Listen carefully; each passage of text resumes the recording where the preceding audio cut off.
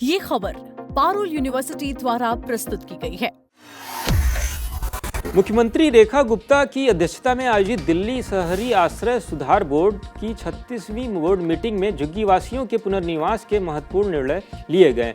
दिल्ली में जो भी झुग्गी बस्ती 1 जनवरी 2025 तक बसी हुई है, उसके निवासियों को पुनर्निवास का लाभ दिया जाएगा। पिछले दिनों केंद्रीय गृह मंत्री अमित शाह की अध्यक्षता में हुई बैठक में पीपीपी मोड पर झुग्गी झोपड़ी पुनर्निवास के लिए निर्णय लिया गया। अन्य 5 क्लस्टर के लिए दिल्ली विकास प्राधिकरण और दिल्ली शहरी आश्रय सुधार बोर्ड को 45 दिन में टेंडर जारी करने का निर्देश दिया गया। दिल्ली सरकार प्रति माह पुनर्वास की कम से कम 5 पीपी आधारित परियोजनाओं की टेंडर जारी करेगी।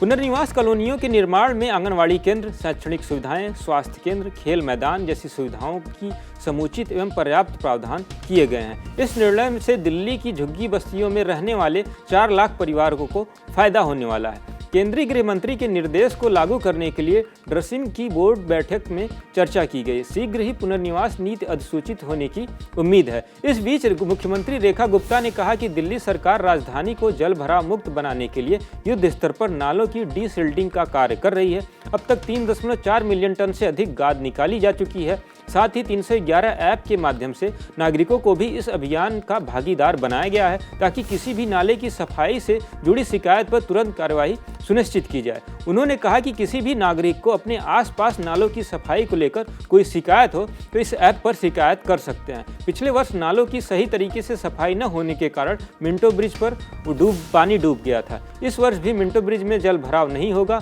अन्य स्थानों को भी ध्यान में रखा जाएगा। उन्होंने कहा कि यह पहल स्वच्छ, सुरक्षित और बेहतर मानसून प्रबंधन वाली दिल्ली के निर्माण की दिशा में एक महत्वपूर्ण कदम है।